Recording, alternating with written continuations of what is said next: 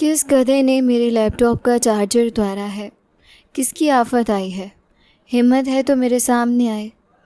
अनन्या का गुस्सा हवेली की दीवारों से टकराता हुआ पूरे घर में गूंज उठा। उसके चेहरे की सुर्खी बता रही थी कि वो इस वक्त किसी को भी कच्चा चबाने के लिए तैयार है। 2 घंटे पहले हवेली का आंगन मेहमानों से खचाखच भरा हुआ था। ढोलक की थाप पर गाती लड़कियों के कहकहे हवा में गूंज रहे थे, मगर बरामदे के सबसे आखिरी कोने वाले कमरे में अनन्या अपने कानों पर मजबूती से हाथ धरे लैपटॉप की रोशनी में गुम थी। अनन्या यार, ये लहंगा तो देखो, कितना शानदार काम है इस पर। ये तुम पहन रही हो या मैं पहन लूँ?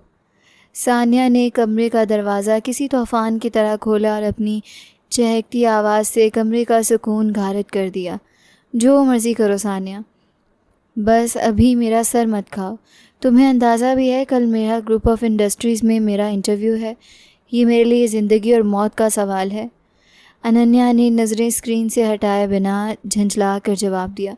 तौबा है, मेरा ग्रुप वाले क्या इंसानों को कच्चा चबा जाते हैं? सानिया ने सोफ़े पर ढेर होते हुए उससे पूछा। चबा जाएं या निगल लें, मुझे परवाह नहीं। मुझे ये जॉब हर हाल में चाहिए सानिया। मुझे अपनी पहचान बनानी है और अपनी ज़िंदगी के फ़ैसले ख़ुद करने हैं। मुझे आत्मनिर्भर बनना है। अच्छा बाबा, लगी रहो तुम अपने इस लैपटॉप के साथ। मैं जा रही हूँ हल्दी और उपटन की रस्म की तैयारी करने। सानिया ने नाक चढ़ाई और पैर पटकती कमरे से बाहर निकल आई। अनन्या ने एक लंबी सांस ली। उसकी नज़र बैटरी के निशान पर पड़ी जो लाल होकर आखिरी सांसें ले रहा था। सिर्फ 10%। हे भगवान, अभी तो बहुत तैयारी बाकी है। उसने जल्दी से चार्जर प्लग में लगाया। चलो 2 घंटे में यह फुल हो जाएगा, तब तक मैं भी बाहर जाकर तैयार हो जाती हूँ। वो मुतमईन होकर कमरे से बाहर निकल गई। 2 घंटे गुजरे तो वो हाँफती काँपती वापस आई ताकि अपनी बाकी तैयारी पूरी कर सके, मगर जैसे ही उसकी नज़र मेज़ पर पड़ी, उसका पारा 7वें आसमान पर पहुँच गया। चार्जिंग पोर्ट में उसका चार्जर नहीं बल्कि एक और चमकता हुआ लैपटॉप लगा हुआ था, जबकि उसका अपना चार्जर बेदर्दी से निकालकर टेबल पर फेंक दिया गया था। वो भी अपना गुस्सा लफ्ज़ों में ढाल ही रही थी कि एक लंबे कद और संजीदा सूरत वाला नौजवान बालों में उंगलियां फेरता हुआ इत्मीनान से कमरे में दाखिल हुआ। आई एम रियली सॉरी, मेरा लैपटॉप बिल्कुल डेड हो रहा था और मुझे एक बहुत ज़रूरी फ़ाइल मेल करनी थी, इसलिए मैंने आपका चार्जर हटाकर अपना लगा लिया। ओह मिस्टर, ये हरकत तुमने की है। तुम्हें अंदाज़ा भी है कि तुमने क्या किया है? मेरी कल के इंटरव्यू की पूरी तैयारी का सत्यानाश कर दिया है तुमने।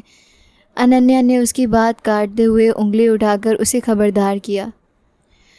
देखिए, मैंने माफ़ी मांगी ना, बस 5 मिनट की बात है। शौर्य ने उसकी बदतमीज़ी पर अपनी भवें सकेड़ी। बस ज़्यादा सफाइयाँ पेश करने की ज़रूरत नहीं है। यूनानी बंदर, अगर तुम यहाँ मेहमान ना होते तो मैं अभी तुम्हारा सर फाड़ देती। तमीज़ नाम की कोई चीज़ छूकर भी नहीं गुजरी तुम जैसे मगरूर लोगों को। अनन्या ने झुककर अपना चार्जर फर्श से उठाया और उसे किसी कीमती चीज़ की तरह झाड़ने लगी। माफ़ कीजिएगा यूनानी बंदर, आपके वर्ड्स की चॉइस काफ़ी अजीब है और यहाँ पर कब्ज़ा करने से पहले शायद आप भूल रही हैं कि आप भी यहाँ पर मेहमान ही हैं। शौर्य ने आईब्रो उठाकर उसे जताया। कल अगर मैं इंटरव्यू में फ़ेल हुई तो उसका ज़िम्मेदार सिर्फ तुम और तुम्हारा ये बदसूरत लैपटॉप होगा। अनन्या ने गुस्से से पैर पटका। बदसूरत? आपको पता भी है ये लेटेस्ट मॉडल है। और रहा यूनानी बंदर का खिताब, तो आपकी नॉलेज में इजाफा कर दूं कि ऐसी कोई प्रजाति नहीं पाई जाती। शौर्य के होंठों पर एक मजाकिया मुस्कान उभरी जो अनन्या के तन बदन में आग लगा गई। तुम्हारी ये शक्ल देखकर लगता है कि तुम किसी जंगल से ही भाग कर आए हो। अब दफ़ा हो जाओ यहाँ से, इससे पहले कि मैं अपना जूता उठा लूँ। अनन्या ने अपना जूता फर्श पर ज़ोर से चटकाया। शौर्य उसे गहरी नज़र से देखता हुआ खामोशी से अपना लैपटॉप उठाकर बाहर निकल गया। अनन्या पीछे खड़ी अभी तक उसे कोस रही थी। वो अपना लैपटॉप दोबारा चार्जिंग पर लगाकर कमरे के एक कोने में पूजा की थाली के सामने बैठ गई। दीपक की धीम धीम रोशनी में उसकी आंखों से बहने वाले आंसू गालों पर ढलक रहे थे। वो अपने दोनों हाथ जोड़कर भगवान के सामने अपनी नन्ही नन्ही ख्वाहिशें रख रही थी। हे भगवान, आप तो सब जानते हैं ना कि मैं बस अपने पैरों पर खड़ी होना चाहती हूँ।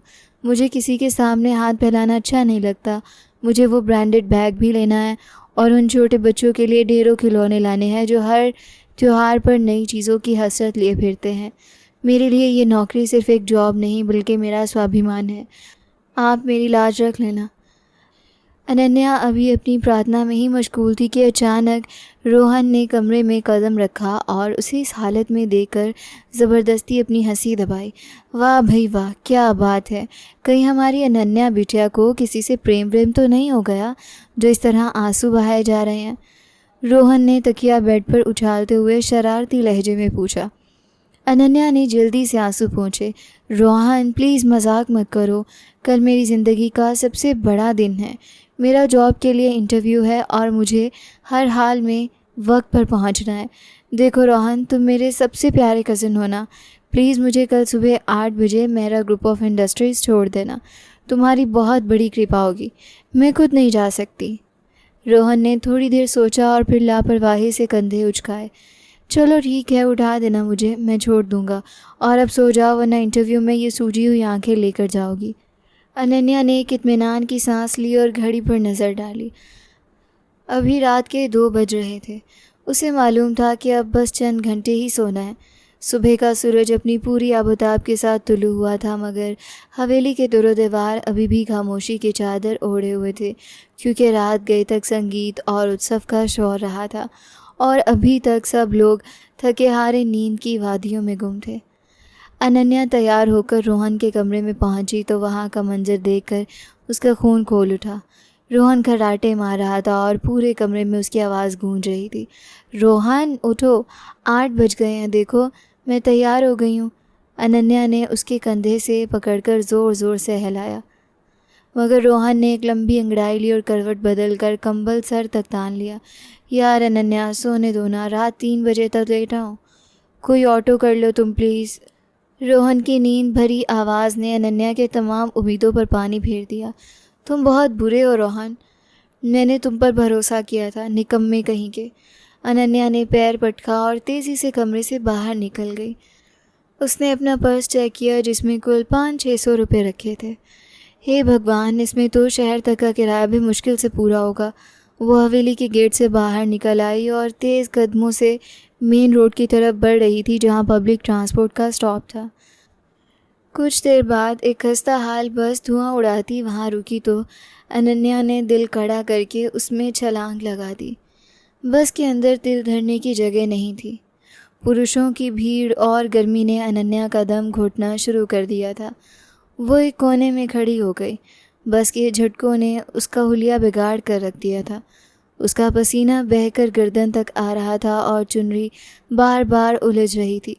हे भगवान, कहाँ मैंने सोचा था कि रोहन की गाड़ी में सुकून से जाऊंगी और कहाँ ये ज़िल्लत उठानी पड़ रही है।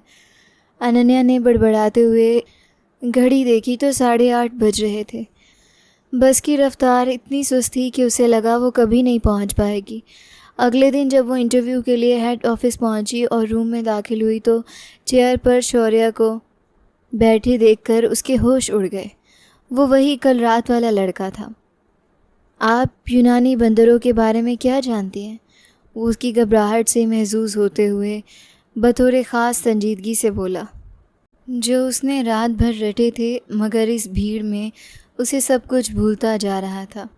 जब वो बस से उतरी तो उसके पैर कांप रहे थे और हुलिया ऐसा था जैसे वो इंटरव्यू देने नहीं बल्कि किसी जंग से लड़ कर आई हो। उसने जल्दी से बालों को दुरुस्त करने की नाकाम कोशिश की। अब उसके सामने शहर की लंबी सड़क थी और वक्त तेज़ी से रेत की तरह फिसल रहा था।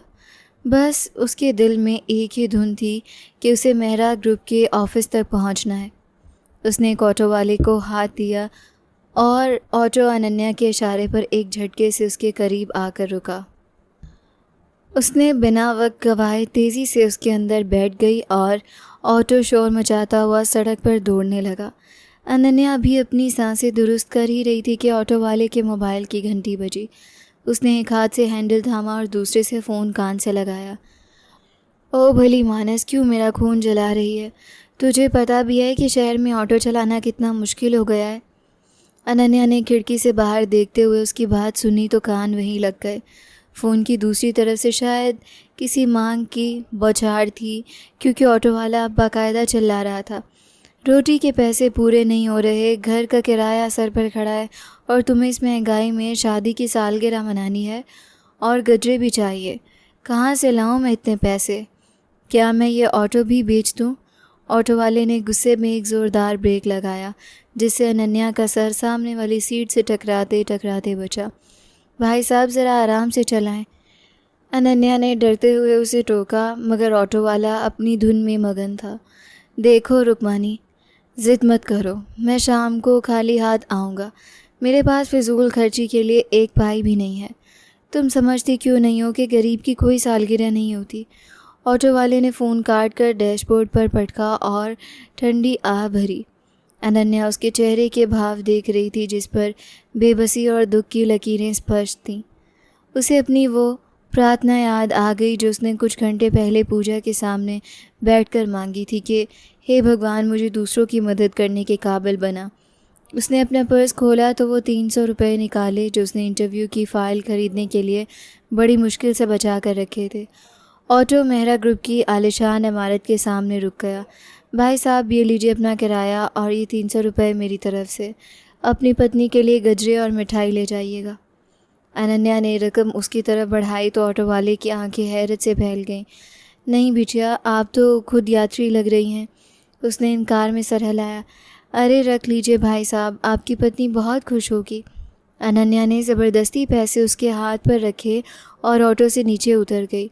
ऑटो वाला उसे ढेरों आशीर्वाद देता हुआ नज़रों से ओझल हो गया। अनन्या सड़क के किनारे खड़ी धूल उड़ते देख रही थी कि अचानक उसे याद आया कि उसके पास अब फ़ाइल ख़रीदने के लिए 1 रुपया भी नहीं बचा। ओह नो अनन्या, ये तुमने क्या कर दिया? अब मैं इंटरव्यू में ये मुड़े टुड़े कागज़ हाथ में पकड़ कर जाऊँगी। दानवीर बनने की क्या ज़रूरत थी तुम्हें? वो खुद को कोसने लगी। अब वहाँ वो बड़े बड़े लोग खड़े होंगे और मैं भिखारियों की तरह ये कागज़ सीने से लगाए खड़ी रहूँगी। वाह अनन्या बिटिया वाह, दूसरों की सालगिरह मनवा दी और अपनी नौकरी का जनाजा निकाल दिया। अब जाओ और बताओ अपने बॉस को कि मैंने फ़ाइल के पैसे गजरों पर लुटा दिए। वो तो मेरा मुंह देखते ही बाहर निकाल देगा। अनन्या ने एक लंबी सांस ली और अपने उन कागज़ों को सीधा करने लगी जो बस की भीड़ में मुड़ चुके थे। उसे अपनी नादानी पर रोना भी आ रहा था, मगर अब तीर कमान से निकल चुका था। उसने हिम्मत जुटाई और मेहरा ग्रुप की आलीशान इमारत की तरफ कदम बढ़ा दिए, जहां उसे अपनी तकदीर का सामना करना था। चाहे उसके पास फ़ाइल हो या ना हो, उसके पास उसका वो दिल था जो दूसरों के दुख पर पिघल जाता था। अनन्या ने मेहरा ग्रुप ऑफ इंडस्ट्रीज़ के बुलंदोबाला शीशे को दरवाजे को धकेला तो अंदर की ठंडी हवा ने उसके पसीने में शराबूर वजूद को एक झरझरी सी दे दी। इमारत का अंदरूनी हिस्सा किसी महल का मंजर पेश कर रहा था, जहां कीमती संगमरमर और चैंडलियर की रोशनी आंखों को चुंधिया रही थी। वो अपने हाथों में मुड़े तुड़े कागज़ दबाए अंदर की तरफ बढ़ी तो वहां मौजूद लड़कियों को देखकर उसके कदम वहीं जम गए। वहां खड़ी हर लड़की किसी मॉडल से कम नहीं लग रही थी। ब्रांडेड सूट, कीमती जूते और महंगे परफ्यूम्स की मिलीजुली खुशबू ने फ़ज़ा को महका रखा था। अनन्या ने अपने साधारण सूट और बस के धक्कों से बिखरे बालों पर नज़र डाली तो उसे ज़मीन में घर जाने का इच्छा हुई। एक्सक्यूज़ मी, इंटरव्यू के लिए कहाँ जाना है? अनन्या ने अपनी आवाज़ को जितना हो सका आत्मविश्वास से भरा और रिसेप्शनिस्ट से पूछा। उस लड़की ने अनन्या को सर से पांव तक एक आलोचनात्मक नज़र से देखा और फिर नहायत बेरुखी से इशारा किया। राइट साइड कॉरिडोर में जाएं, वहाँ वेटिंग एरिया है, अभी टाइम है, आप चाहें तो फ्रेश हो लें। रिसेप्शनिस्ट के लहजे में छुपी हकारत अनन्या को चुभ गई। वो तेज़ी से कॉरिडोर की तरफ बढ़ी और वहाँ मौजूद वॉशरूम का बड़ा सा साइन बोर्ड देखकर अंदर दाखिल हो गई। दरवाज़ा खुलते ही अनन्या की आंखें हैरत से फैल गई और उसके मुंह से एक दबी सी चीख निकली। हे भगवान, यहाँ के तो वॉशरूम भी हमारे कमरों से बड़े हैं। उसने दीवारों पर लगी कीमती टाइल्स और सुनहरे नलकों को छू कर देखा। ऐसा लग रहा था जैसे वो किसी दूसरी दुनिया में आ गई हो। सामने दीवार पर लगे कदे आदम आईने में जब उसने अपना अक्स देखा तो वो खुद ही डर गई। हाय अनन्या, ये तुम्हारा क्या हाल हो गया है? बाल ऐसे उड़ रहे थे जैसे अभी किसी तूफान का मुकाबला करके आई हो। उसने जल्दी से नलका खोला तो वहाँ से नीम गर्म पानी निकलने लगा। उसने अपने चेहरे को थपथपाया और बालों को उंगलियों की मदद से दुरुस्त करने लगी। वो वहीं रखे हुए महंगे हैंड वॉश की खुशबू महसूस करने लगी। वाह भाई, यहाँ तो साबुन भी इतर जैसे रखा है। उसने अपने कागज़ों को संभाला और आईने के सामने खड़ी होकर खुद को हौसला देने लगी। देखो अनन्या, घबराना नहीं है। तुम्हारे पास उन जैसी फ़ाइल नहीं तो क्या हुआ, तुम्हारे पास टैलेंट है और तुमने इतनी सारी प्रार्थना भी तो की है। भगवान तुम्हें कभी अकेले नहीं छोड़ेगा। उसने एक गहरी सांस ली और वॉशरूम से बाहर निकल आई। वेटिंग एरिया में पहले से मौजूद लड़कियां आपस में इंग्लिश में बात कर रही थी, जिन्हें सुनकर अनन्या का रहा सहा विश्वास भी डगमगाने लगा। ये सब तो कितनी स्टाइलिश हैं, मुझे कौन रखेगा यहाँ। अनन्या ने एक कोने में रखी कुर्सी संभाली और अपने हाथ में पकड़े कागज़ों को अपने चुनरी के पल्लू से साफ़ करने लगी। चलो अनन्या, अगर नौकरी ना भी मिली तो कम से कम एक गरीब का आशीर्वाद तो साथ है ना। वो अभी नहीं सोचों में गुम थी कि उसका नाम पुकारा गया। मिस अनन्या, आपकी बारी है, बॉस आपका इंतज़ार कर रहे हैं। अनन्या का दिल ज़ोर से धड़कने लगा। उसने कागज़ों को मजबूती से थामा और उस बड़े दरवाजे की तरफ बढ़ गई जिसके पीछे उसकी तकदीर का फ़ैसला छिपा था। उसे नहीं मालूम था कि कुर्सी पर बैठा व्यक्ति उसके लिए कितना बड़ा सरप्राइज़ साबित होने वाला है। वो बस अपनी पूरी हिम्मत जुटाकर कदम आगे बढ़ा रही थी। उसे बस आज अपना आप साबित करना था और इस चकाचौंध में अपनी जगह बनानी थी, चाहे उसके लिए उसे कितने ही पापड़ क्यों न बेलने पड़े। उसने दरवाजे पर दस्तक दी और अंदर से आने वाली एक जानी पहचानी भारी आवाज़ ने उसे मज़ीद चौंका दिया। अनन्या ने हैंडल घुमाया और अंदर कदम रखते ही जैसे उसके पैर ज़मीन में गड़ गए। सामने वही व्यक्ति था जिससे वो रात हवेली में बुरी तरह लड़ चुकी थी और उसे यूनानी बंदर कहकर आई थी। अब वो वहाँ पूरे रौब के साथ बॉस की कुर्सी पर विराजमान था। उसकी नज़रें अनन्या पर पड़ीं तो उसके होंठों पर एक विजयी मुस्कान नमूदार हुई, जिसे देखकर अनन्या को लगा कि अब उसका यहाँ से बखैरियत निकलना मुश्किल होगा, मगर वो अब पीछे नहीं मुड़ सकती थी। उसने सर उठाया और उसकी नज़रों में नज़रें डालकर खड़ी हो गई और दिल ही दिल में सोचा, अब जो होगा देखा जाएगा। तो मिस अनन्या, यूनानी बंदरों के बारे में आपकी रिसर्च कहाँ तक पहुँची है? शौर्य ने कुर्सी की पीठ से टेक लगाते हुए बड़े सुकून से सवाल किया और अपने हाथ में पकड़ा पेन टेबल पर टिक टिक करने लगा। अनन्या ने एक लम्हे के लिए ज़ोर से थूक निकला और अपने मुड़े तुड़े कागज़ों को टेबल के एक कोने पर टिकाते हुए बोली, सर, दरअसल रिसर्च तो नहीं, लेकिन जितना मैं जानती हूँ वो ज्ञान भी हर किसी के पास नहीं होता। शौर्य ने एक आईब्रो उठाया। अच्छा, तो ज़रा हमें भी इस नायाब ज्ञान से लाभान्वित करें कि ये यूनानी बंदर आखिर क्या बला है। अनन्या ने गला साफ़ किया और बोली, सर, दरअसल मेरे दादा के सगे चाचा, जो कि अपने वक्त के बहुत बड़े यात्री थे, वो एक अरसे तक ग्रीस में रहे थे। उन्होंने कहा था कि ग्रीस के उन इलाकों में बंदरों की एक ऐसी प्रजाति पाई जाती है जो देखने में तो बिल्कुल मनुष्यों जैसी लगती है, मगर उनकी आदत ये थी कि वो दूसरों का सामान इधर उधर करने और उसके साथ छेड़छाड़ करने में माहिर थे। शौर्य ने पेन की टिक टिक रोकी। अच्छा, तो वो प्रजाति अब कहाँ है? क्योंकि मैं तो अक्सर ग्रीस जाता रहता हूँ, मुझे तो ऐसा कोई नमूना वहाँ नज़र नहीं आया। अनन्या ने अफसोस भरे लहजे में सर हिलाया। सर, यही तो सबसे बड़ा दुख है, वो प्रजाति अब बिल्कुल विलुप्त हो चुकी है। मेरे दादा बताते थे कि वो बंदर इतने ज़्यादा बुद्धिमान हो गए थे कि उन्होंने खुद को मनुष्यों के रूप में ढाल लिया और फिर आहिस्ता आहिस्ता वो समाज में घुल मिल गए। शौर्य ने एक गहरी सांस ली और कुर्सी थोड़ी आगे की तरफ झुकाई। मिस अनन्या, आपको नहीं लगता कि आपका ये किस्सा किसी सस्ती फिल्म की कहानी से ज़्यादा कुछ नहीं, और आप यहाँ एक संजीदा जॉब के इंटरव्यू के लिए आई हैं? अनन्या ने फ़ौरन पासा पलटा। सर, ये किस्सा नहीं बल्कि इतिहास है, और इतिहास हमेशा कड़वा होता है। अगर आपको लगता है कि मैं गप मार रही हूँ तो आप मेरे दादा के चाचा की वो डायरी मंगवा कर देख सकते हैं जो अब भी हमारी हवेली के पुराने संदूक में सुरक्षित है। शौर्य ने टेबल पर रखे उन मुड़े तुड़े कागज़ों की तरफ इशारा किया। और वो डायरी भी क्या उन कागज़ों की तरह खस्ता हाल है जो आप इंटरव्यू के लिए लाई हैं? अनन्या ने एकदम अपने कागज़ों के ऊपर हाथ रख दिया। सर, कागज़ों की हालत पर मत जाइए, उन पर लिखी जानकारी और उनके पीछे छुपी मेहनत पर जाइए। मैं तो इंटरव्यू के लिए बहुत अच्छी फ़ाइल ख़रीदने वाली थी, मगर रास्ते में एक बहुत बड़ा मानवता का संकट सामने आ गया था, जिसकी वजह से मुझे वो रकम वहाँ खर्च करनी पड़ी। शौर्य ने मज़े से कुर्सी घुमाई। अच्छा, अब ये मत कहिएगा कि किसी यूनानी बंदर को बचाने के लिए आपने वो पैसे दे दिए। अनन्या ने तीखी नज़रों से उसे देखा। जी नहीं सर, वो एक गरीब ऑटो वाले की समस्या थी, जिसकी शादी की सालगिरह थी और उसके पास अपनी पत्नी के लिए गजरे खरीदने के पैसे नहीं थे।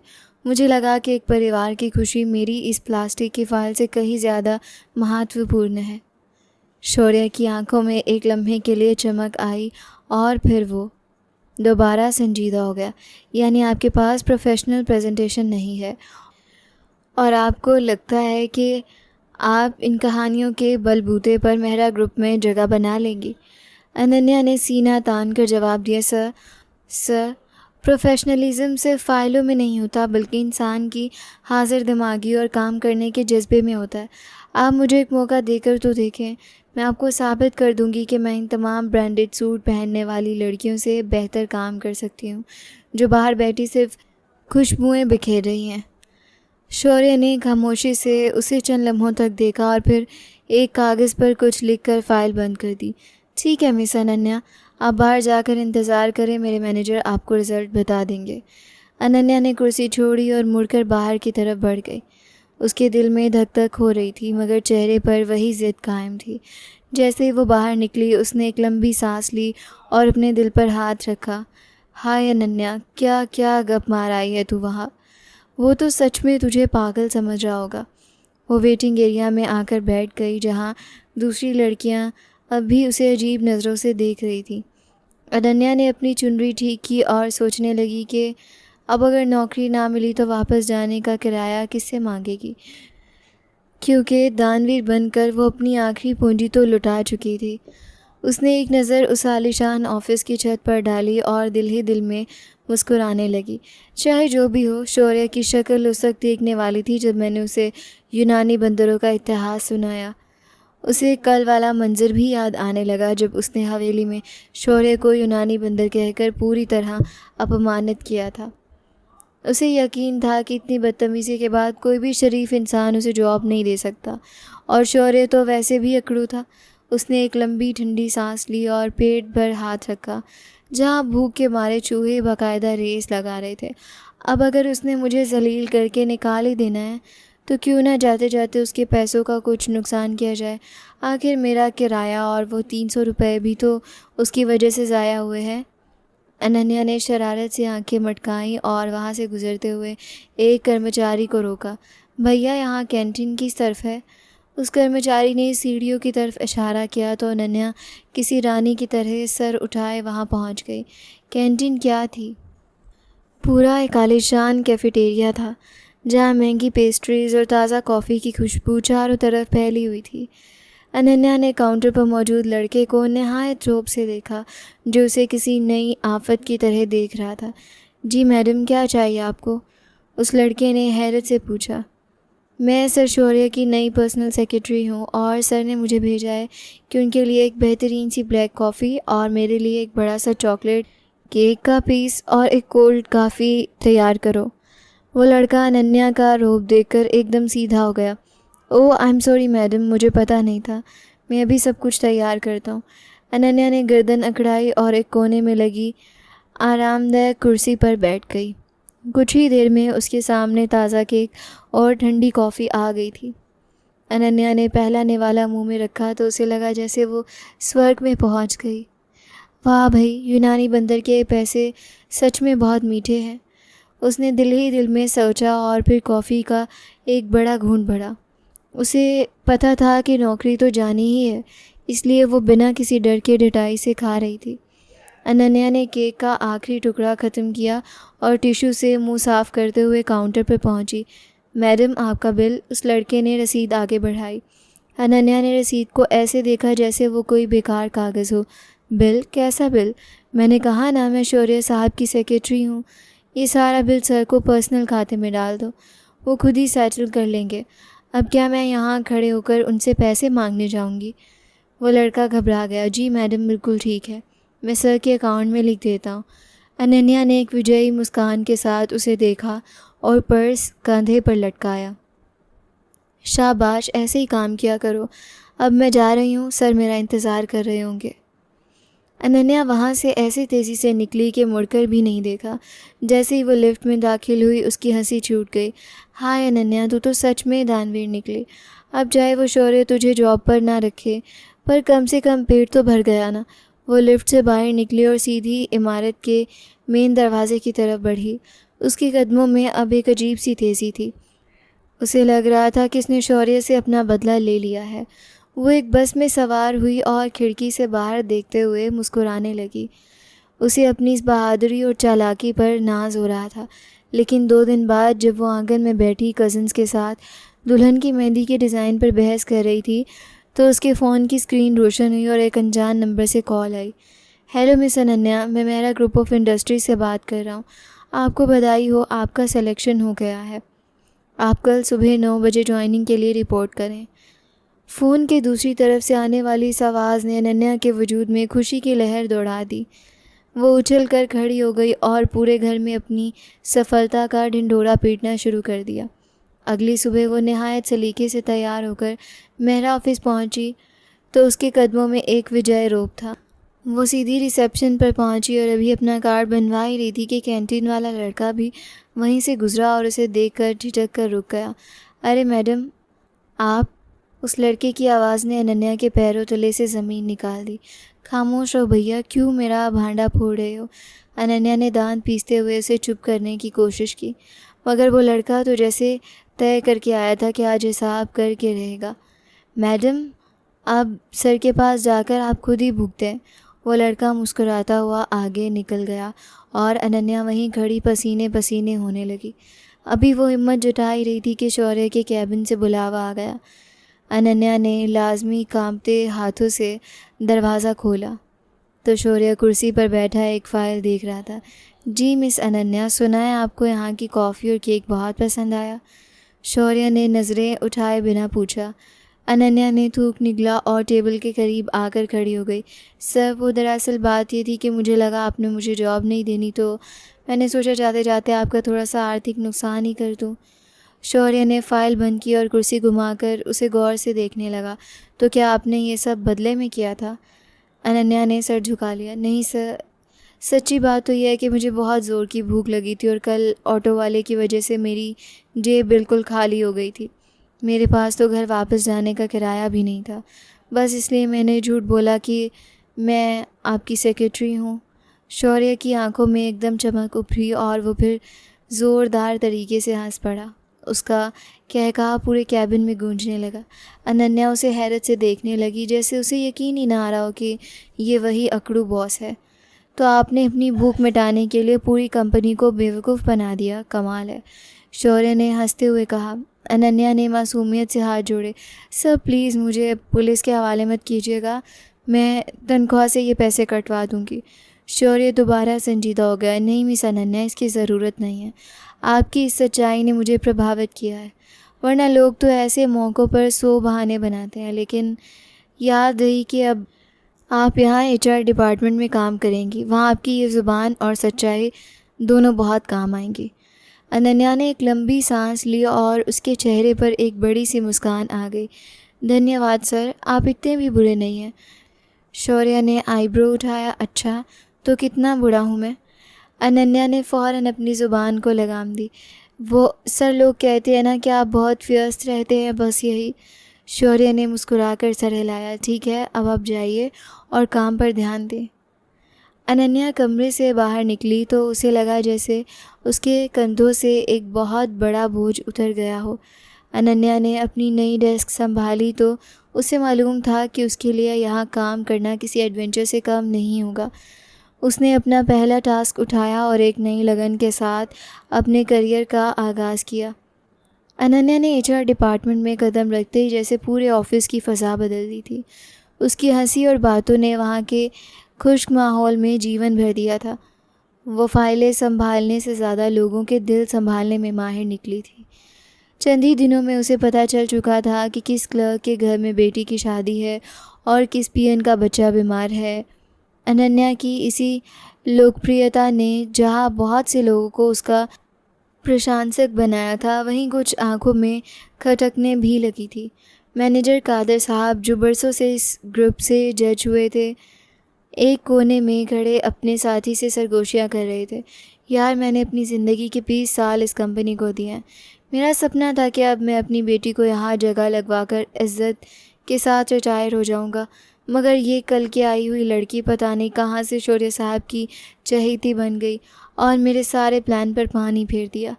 कादर साहब के लहजे में छिपी कड़वाहट स्पष्ट थी, मगर जैसे ही उन्होंने अनन्या को अपनी तरफ आते देखा, उनके चेहरे के भाव एकदम बदल गए।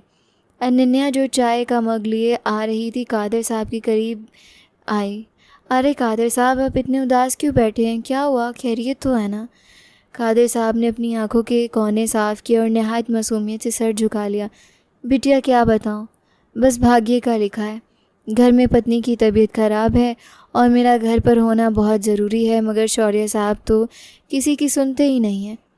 अनन्या ने मग टेबल पर रखा और चिंता से उनके करीब हुई। क्या मतलब शौर्य साहब नहीं सुनते? क्या आपने उनसे छुट्टी की बात की?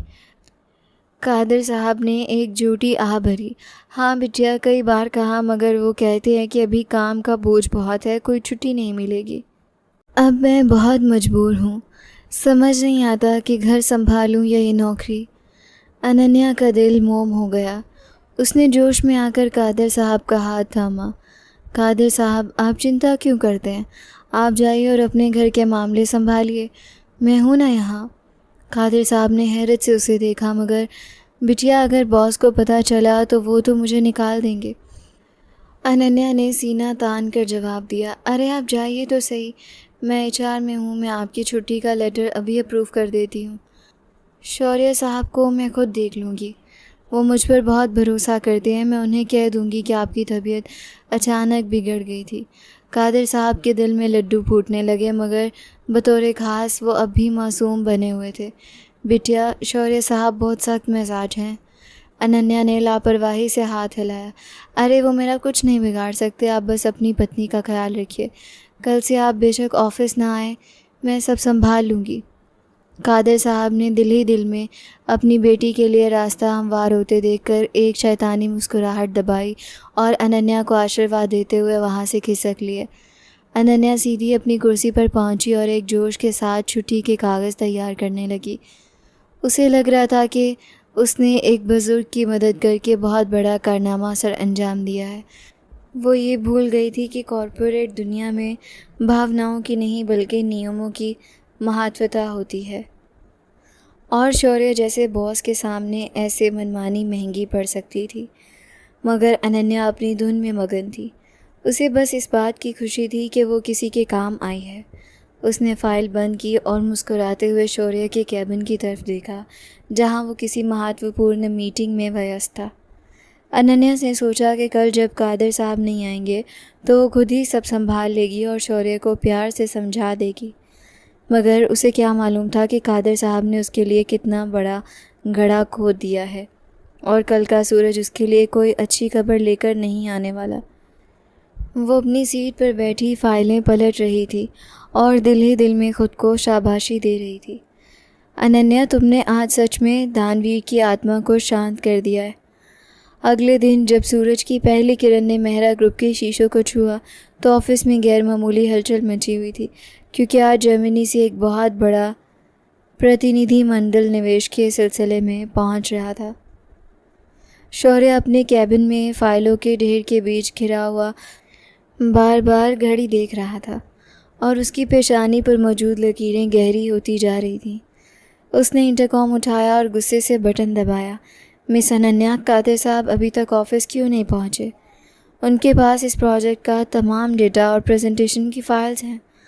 अनन्या जो भी इत्मीनान से चाय का मग होठों से लगाने वाली थी, शौर्य की गरजदार आवाज़ सुनकर उछल पड़ी। सर, वो कादिर साहब की तबीयत बहुत ख़राब थी, उनकी पत्नी भी बीमार थी, इसलिए मैंने उन्हें अवकाश दे दिया है। अनन्या ने मासूमियत से जवाब दिया तो दूसरी तरफ खामोशी छा गई, जो तूफ़ान से पहले का सुकून था। चंद ही लम्हों बाद शौर्य ने कैबिन का दरवाज़ा इतनी ज़ोर से खोला कि पूरे फ्लोर पर मौजूद कर्मचारियों की नज़रें वही जम गईं। शौर्य गुस्से से तमतमाता हुआ अनन्या की टेबल के सामने खड़ा था। तुमने क्या कहा? तुमने उन्हें छुट्टी दे दी?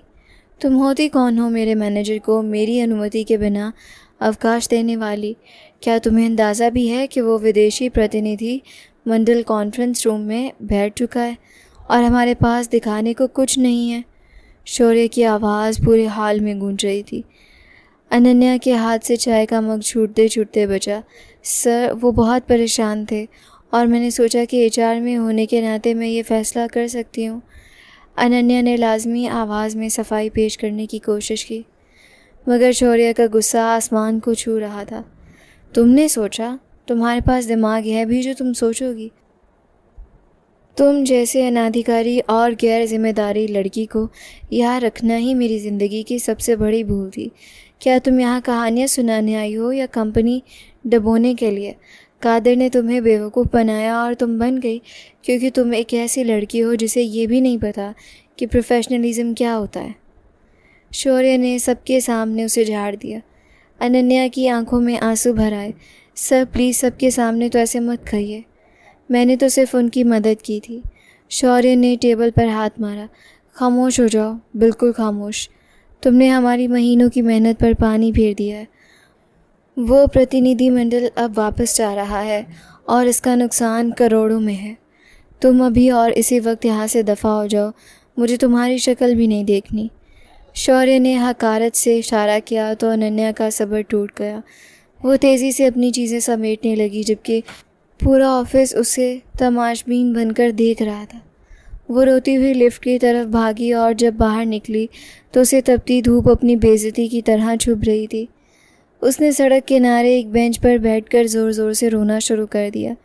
20 दिन की इतनी मेहनत, रातों को जाकर की गई तैयारी और वो सपने जो उसने बुने थे, सब एक पल में बिखर गए। मेरा 20 दिन का किराया भी बर्बाद हुआ और ऊपर से इतनी गालियाँ खाईं। वो यूनानी बंदर तो सच में जल्लाद निकला। उसने मेरी एक नहीं सुनी। अनन्या ने अपने आंसू पोंछे और ऑटो रोककर घर की तरफ रवाना हो गई। पूरे रास्ते वो कादिर साहब की चालाकी और शौर्य की बेरहमी के बारे में सोचती रही। उसने सोचा था कि वो आत्मनिर्भर बनेगी, अपने लिए वो महंगे बैग खरीदेगी, मगर यहाँ तो उसकी इज्जत ही नीलाम हो गई थी। घर पहुँचते ही वो किसी से बात किए बिना अपने कमरे में घुस गई और अंदर से कुंडी चढ़ा ली। माँ ने ऐसे जाते देखा तो दरवाज़ा पीटा, मगर उसने कोई जवाब नहीं दिया।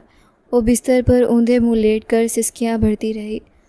उसे बार बार शौर्य के वो शब्द याद आ रहे थे कि तुम एक गैर जिम्मेदार लड़की हो और तुम्हें यहाँ रखना मेरी भूल थी। उसने अपने मोबाइल को ज़ोर से दीवार पर मारने का सोचा, मगर फिर रुक गई। वो खुद को कोस रही थी कि क्यों वो कादिर साहब की बातों में आई और क्यों उसने दानवीर बनने की कोशिश की। उसने तकिए में मुंह छुपाकर खुद से प्रण किया कि अब वो कभी किसी पर भरोसा नहीं करेगी और ना ही कभी शौर्य जैसे घमंडी इंसान के सामने सर झुकाएगी। अगली सुबह जब सूरज की पहली किरण अनन्या के कमरे की खिड़की से छान कर उसके सूजे हुए चेहरे पर पड़ी तो वो एक गहरी आह भरकर उठी। उसका दिल अब भी पिछले दिन की जिल्लत से बोझल था और वो तय कर चुकी थी कि आज सारा दिन बिस्तर से नहीं निकलेगी। तभी तकिए के पास रखे मोबाइल ने बीप किया और अनन्या ने बेजारी से हाथ बढ़ाकर स्क्रीन रोशन की। जैसे उसकी नज़र मैसेज पर पड़ी, उसकी आंखें हैरत से फैल गईं और वो एक झटके से बिस्तर पर सीधी बैठ गई। आपके अकाउंट में 1 महीने की तनख्वाह और बोनस की रकम ट्रांसफ़र कर दी गई है। अनन्या ने मैसेज को 2-3 बार पढ़ा, जैसे उसे अपनी नज़रों पर यकीन ना आ रहा हो। हाय, ये क्या! 20 दिन काम किया और तनख्वाह पूरे महीने की, और ऊपर से बोनस। अनन्या ने हिसाब लगाया तो उसकी खुशी का कोई ठिकाना नहीं रहा। वो बिस्तर पर खड़ी होकर उछलने लगी और अपनी चुनरी को हवा में लहराते हुए कमरे में ही नाचना शुरू कर दिया। वाह भाई वाह शौर्य साहब, लगता है आपका दिल बंदर जैसा नहीं बल्कि इंसानों वाला है। आपने मेरी सारी बेइज्जती का प्रायश्चित कर दिया। अनन्या ने फ़ौरन आईना देखकर अपनी बिखरी हुई जुल्फ़ों को संवारा। अब तो मैं वो बैग भी लूँगी और सब बच्चों को पिज़्ज़ा भी खिलाऊँगी। उसे कल की सारी गालियाँ और वो तपती सड़क की ज़िल्लत एक पल में भूल गई थी। उधर मेहरा ग्रुप के ऑफिस में शौर्य अपने कैबिन में सर थामे बैठा था जब उसके पर्सनल असिस्टेंट ने अंदर कदम रखा। सर, वो कादिर साहब के बारे में जो आपने इंक्वायरी कही थी उसकी रिपोर्ट आ गई है। शौर्य ने सर उठाया। सर, कादिर साहब ने अपनी बेटी को उस सीट पर लाने के लिए जानबूझकर अनन्या को गलत गाइड किया था। उनकी पत्नी बिल्कुल ठीक हैं। वो कल अपनी बेटी के साथ शॉपिंग मॉल में देखे गए थे और वो डेटा वाली फ़ाइल भी उन्होंने जानबूझकर अपने लॉकर में छिपा दी थी ताकि अनन्या फंस जाए। असिस्टेंट की बात सुनकर शौर्य की मुट्ठियाँ भींच गईं और उसका चेहरा गुस्से से तमतमाने लगा। उसे अनन्या की वो बातें याद आने लगी कि उसने ऑटो वाले की सालगिरह मनवाई थी। वो कितनी भोली और सच्ची थी और मैंने उसे क्या क्या कह दिया। शौर्य को अपने ऑफिस में अनन्या की कमी शिद्दत से महसूस होने लगी थी। उसे वो शोर, वो कह कहे और वो यूनानी बंदर वाली बातें याद आने लगी थीं जिसने उसके शुष्क ऑफिस को जीवन दिया था। उसने फ़ौरन अपना फ़ोन उठाया और अनन्या का नंबर डायल किया। दूसरी तरफ अनन्या, जो इस वक्त शॉपिंग के सपने देख रही थी, फ़ोन बजता देखकर ठिठक गई।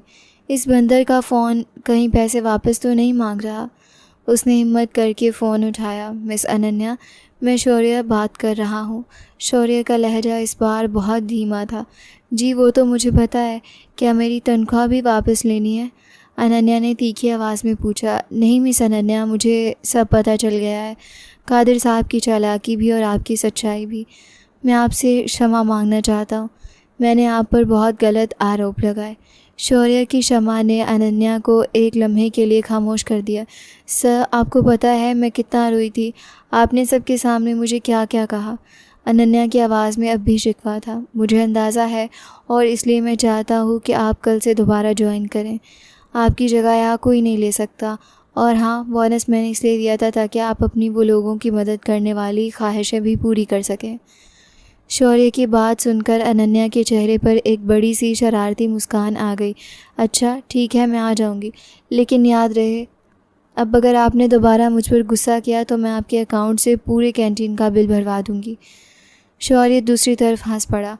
मंजूर है मिस अनन्या, अब बस कल वक्त पर पहुंच जाइएगा।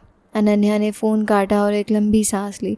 चलो भैया अनन्या, अब तो शौर्य ने खुद हार मान ली है। अब उसे पता चलेगा कि किसी दानवीर की बेटी से पाला पड़ा है। वो खुशी से दोबारा नाचने लगी और आंगन की तरफ भागी जहाँ उसके छोटे कज़न्स खेल रहे थे। इसका इरादा था कि आज वो सबको अपनी जेब से 1000 खिलाएगी।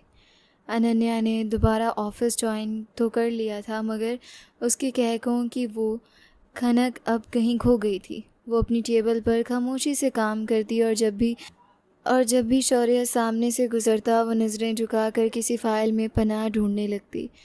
शौर्य को ये खामोशी किसी जहर की तरह लग रही थी। उसने कई बार कोशिश की कि अनन्या वही पुरानी वाली ज़िद्दी लड़की बन जाए, मगर अनन्या का जवाब सिर्फ जी सर और जी बेहतर तक महदूद हो गया था। एक दोपहर शौर्य ने हिम्मत जमा की और उसकी टेबल के पास आकर रुका। मिस अनन्या, क्या ये फ़ाइल्स आज पूरी हो जाएंगी?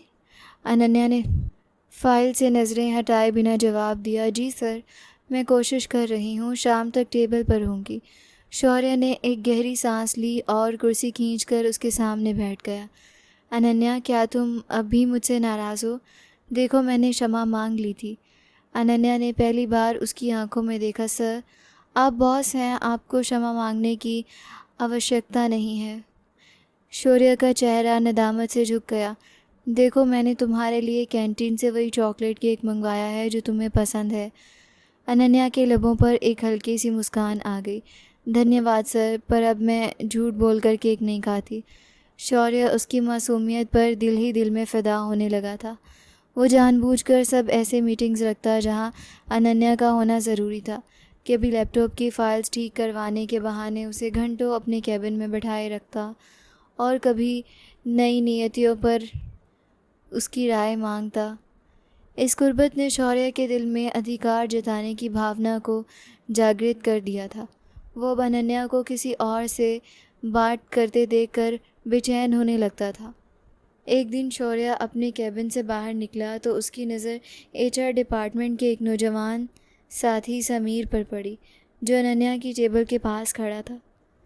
दोनों हंस कर बातें कर रहे थे। अनन्या समीर की किसी बात पर खिलखिला कर हंस रही थी और समीर उसकी बातों में पूरी तरह मगन था। शौर्य के अंदर जैसे आग लग गई। उसकी मुट्ठियाँ भींच गईं और माथे पर गुस्से की रगें उभर आईं। वो तीखे कदमों से चलता हुआ अपने केबिन में गया और इंटरकॉम पर इतने ज़ोर से बटन दबाया कि अनन्या हड़बड़ाकर सीधी हो गई। मिस अनन्या, फ़ौरन मेरे केबिन में आए। शौर्य की गरजदार आवाज़ सुनकर अनन्या का हंसता हुआ चेहरा एकदम सपाट हो गया। वो घबराई हुई केबिन में दाखिल हुई तो देखा कि शौर्य खिड़की के पास पीठ किए खड़ा है। जी सर, आपने बुलाया? शौर्य एक झटके से मुड़ा और उसके चेहरे का गुस्सा देखकर अनन्या के कदम वहीं रुक गए। मिस अनन्या, क्या आपको यहाँ बातें करने की तनख्वाह मिलती है या हंसने का कोई प्रतियोगिता चल रही है? शौर्य की आवाज़ में बिला की सख्ती थी। अनन्या हक्का बक्का रह गई। सर, वो तो समीर जी एक फ़ाइल के सिलसिले में आए थे और बस एक चुटकुला सुना दिया था। शौर्य ने टेबल पर हाथ मारा। समीर जी, फ़ाइल के सिलसिले में चुटकुले सुनाए जाते हैं? क्या तुम्हें अंदाज़ा है कि बाहर कितना काम पड़ा है और तुम एक गैर पुरुष के साथ बैठकर यूँ कह कहे लगा रही हो जैसे ये कोई ऑफिस नहीं बल्कि तुम्हारे घर का आंगन हो? अनन्या की आंखों में हैरत और गुस्से की मिली-जुली लहर उभरी। सर, आप मुझ पर चिल्ला क्यों रहे हैं? मैंने अपना सारा काम वक्त पर ख़त्म कर लिया है और समीर मेरे सीनियर है, उनसे बात करना तो कोई पाप नहीं है। शौर्य उसके करीब आया और उसकी आंखों में झांक कर बोला, मेरे सामने ज़बान मत चलाओ। मैं तुम्हारा बॉस हूँ और मैं तय करूँगा कि तुम किससे कितनी बात करोगी। मुझे ये उपानापन बिल्कुल पसंद नहीं है कि मेरी कंपनी के कर्मचारी यूँ हर एक के साथ घुल मिल जाएं। अनन्या का दिल भर आया। आप फिर से वही कर रहे हैं ना सर? आपको मेरी खुशी बर्दाश्त नहीं होती। शौर्य ने उसको दोनों कंधे पकड़ लिए। खुशी की बात नहीं है अनन्या, बात यह है कि मैं तुम्हें किसी और के साथ इस तरह हंसते हुए नहीं देख सकता। तुम यहाँ सिर्फ काम करने आई हो और बस। शौर्य का लहजा जितना गुस्से वाला था, उसकी आंखों में उतनी ही बेचैनी थी।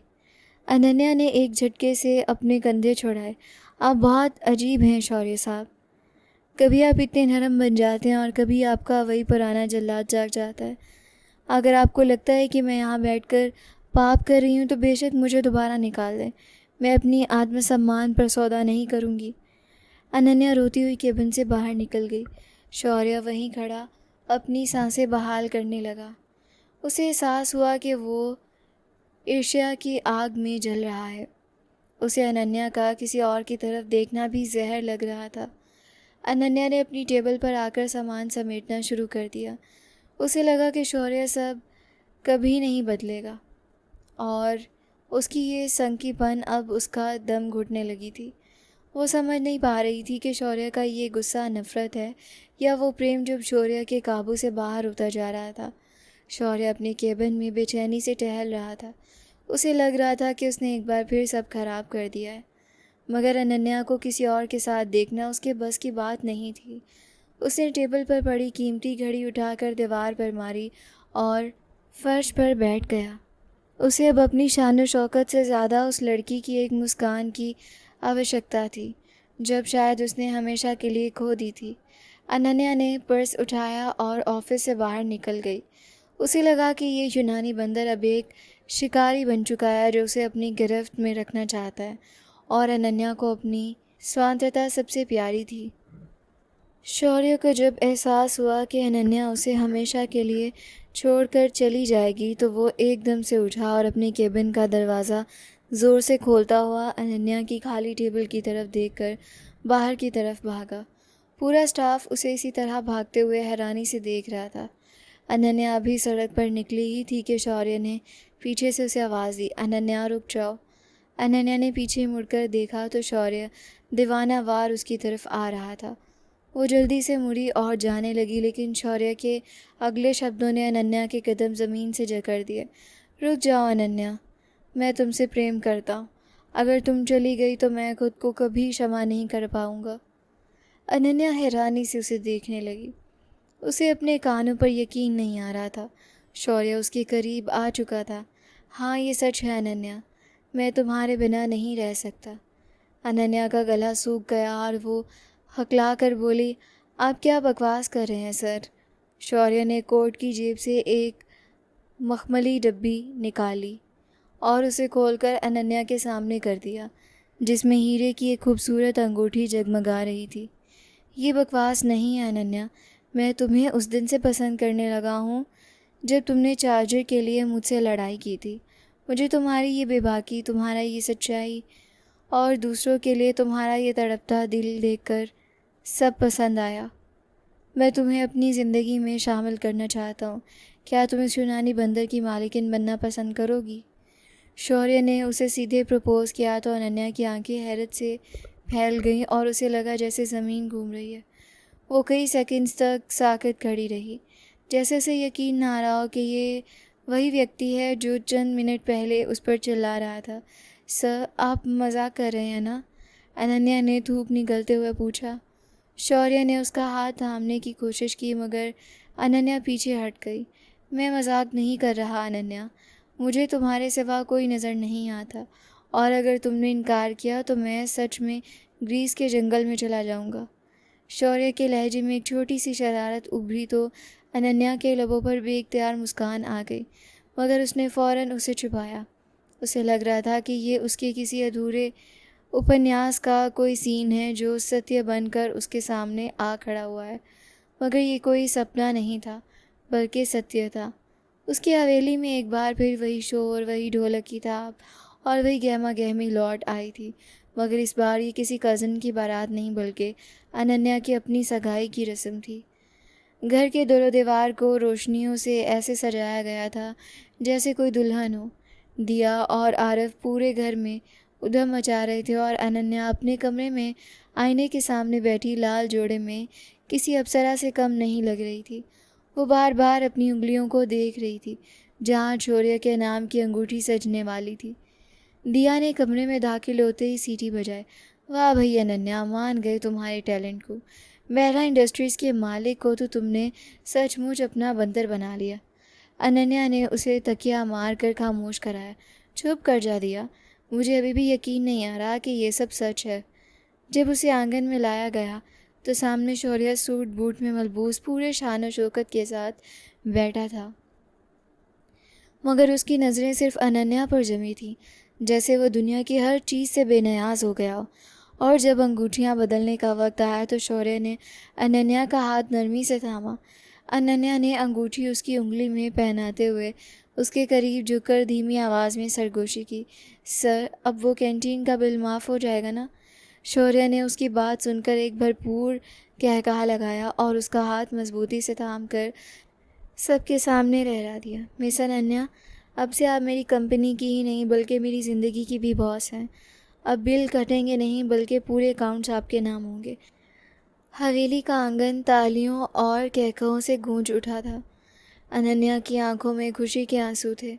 उसे अपनी पहचान, अपनी स्वतंत्रता और अपने प्रेम सब मिल चुके थे, क्योंकि उसका अपना यूनानी बंदर अब उसके रक्षक बन चुका था। आरव ने पीछे से आवाज़ लगाई, अब तो पिज़्ज़ा पार्टी बनती है। अनन्या दी। शौर्य ने मुस्कुराकर आरव की तरफ देखा।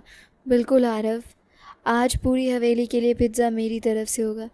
अनन्या ने शौर्य की आंखों में देखा जहाँ अब सिर्फ प्रेम और मान था। उसे एहसास हुआ कि ज़िंदगी की सबसे बड़ी जीत वही होती है जहाँ आप अपनी सच्चाई और मासूमियत को खोए बिना अपनी मंजिल पा लें।